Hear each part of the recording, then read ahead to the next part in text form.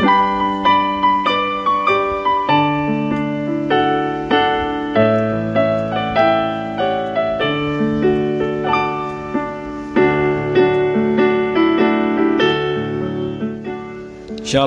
salam sejahtera bagi Bapak Ibu Saudara-saudara, anak-anak yang dikasihi oleh Tuhan Yesus Kristus.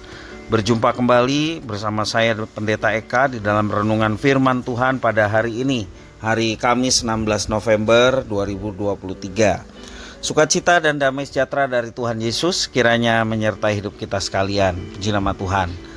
Pembacaan firman Tuhan hari ini sampai pada surat Roma pasal yang ke-12. Kiranya firman Tuhan memberkati kita sekalian. Baik, sebelum kita akan merenungkan bagian firman Tuhan hari ini, mari kita berdoa. Tuhan Bapa di sorga, dalam nama Tuhan Yesus, kami mengucapkan syukur untuk kasih setia dan pemeliharaan Tuhan atas kami, juga atas firman yang boleh kami baca dan renungkan. Setiap kali kami membacanya, kami mohon hikmat Tuhan melalui Roh Kudus yang memberikan pemahaman dan pengertian, serta Engkau yang menuntun kami untuk kami menjadi pelaku-pelaku firman.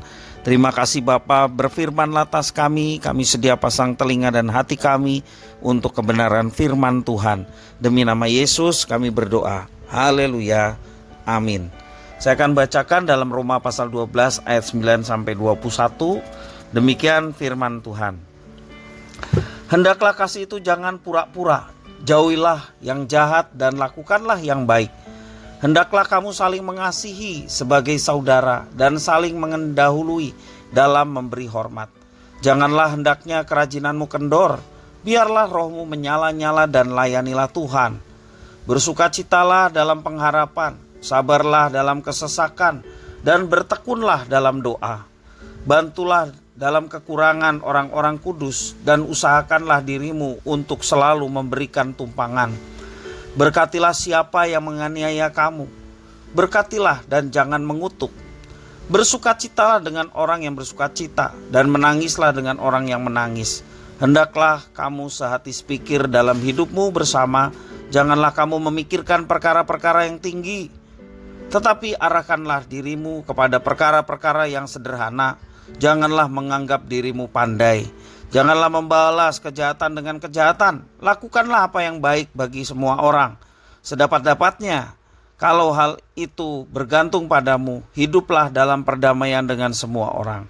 Saudara-saudaraku yang kekasih, janganlah kamu sendiri menuntut pembalasan, tetapi berilah tempat kepada murka Allah, sebab ada tertulis, pembalasan itu adalah hakku, akulah yang akan menuntut pembalasan, firman Tuhan.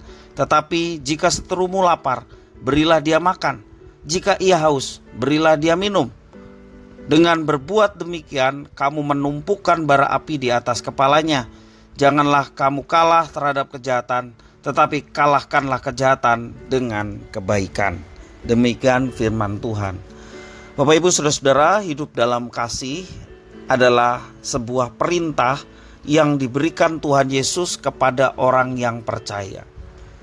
Kasihlah Tuhan Allahmu dengan segenap hati, segenap jiwa, akal budi dan kekuatan. Kasihlah sama manusia seperti engkau mengasihi dirimu sendiri. Bahkan di dalam Injil Yohanes, inilah perintah baru. Hendaklah kamu saling mengasihi sama seperti aku mengasihi kamu. Jadi hidup dalam kasih merupakan perintah yang sangat dominan di dalam perjanjian baru. Demikian juga perjanjian lama mengajarkan untuk hidup dalam kasih. Kasih merupakan perasaan yang dimiliki oleh setiap manusia yang ditunjukkan melalui perbuatan kita kepada orang lain. Melalui kasih, kita dapat menciptakan hubungan yang harmonis antara diri sendiri dengan Tuhan, juga dengan keluarga, teman, atau juga orang yang ada di sekitar kita, bahkan juga masyarakat pada umumnya.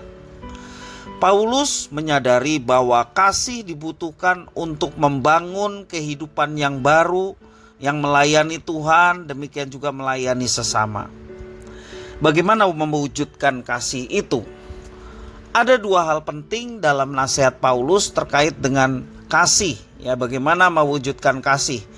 Yang pertama, jemaat di Roma diperintahkan untuk memperhatikan natur atau sifat kasih. Apa natur dan sifat kasih? Kasih tidak berpura-pura, menjauhi yang jahat, itu naturnya. Juga melakukan yang baik. Kalau pura-pura berarti bukan kasih. Kalau dia masih melakukan yang jahat atau berniat jahat berarti bukan kasih. Atau melakukan tindakan-tindakan yang merugikan orang lain, itu bukan kasih. Kasih itu tidak berpura-pura, menjauhi yang jahat dan melakukan yang baik. Dan yang kedua, hal penting dari nasihat Paulus berkaitan dengan bagaimana kita mewujudkan kasih. Yang kedua, mereka diperintahkan untuk saling mengasihi sebagai saudara. Ayat yang ke-10 jelas mengatakan demikian. Bahkan orang yang menjahati, menzolimi kita pun perintah Tuhan untuk mengasihi mereka. Ya, Bapak Ibu Saudara-saudara, satu perintah yang mulia bukan saja diajarkan Tuhan Yesus, tapi Tuhan Yesus sendiri melakukan. Bukan saja diajarkan oleh rasul-rasulnya, tetapi rasul-rasulnya pun melakukan hal itu. Dan itu berarti merupakan hal yang penting bagi kita. Paulus menasihati jemaat Tuhan untuk hidup dalam kasih yang benar dan melakukannya dengan tulus ikhlas, tanpa paksaan, tidak ada kemunafikan atau kebohongan, tidak melakukan yang jahat, melainkan melakukan yang baik. Rasul Paulus menyebutkan tentang kasih yang benar yang harus dilakukan dalam kehidupan sehari-hari orang percaya yang dibangun melalui hubungan kekeluargaan.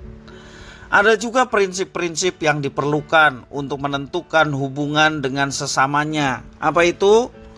Kerukunan di dalam satu hati, satu pikiran yang tertuju pada Kristus sebagai pemegang kendali atas kehidupan manusia.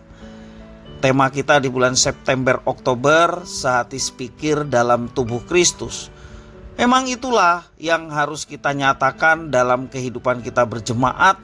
Demikian juga menghadapi situasi kondisi yang ada. Kesehatian untuk menyatakan kasih. Firman Tuhan hari ini mengajarkan pada kita untuk menyatakan hidup orang percaya yang sudah diperbaharui melalui tindakan nyata. Apa tindakan nyatanya? Yakni kasih. Kasih perlu senantiasa kita nyatakan sebagai wujud syukur karena kita telah menerima hidup baru di dalam Kristus. Kita pun dapat melakukan hal-hal yang baik dan benar serta menjauhkan dari hal-hal yang dapat merusak nilai-nilai kasih. Mari kita hidup melayani Tuhan dan sesama, karena dengan itu kita menyatakan kasih.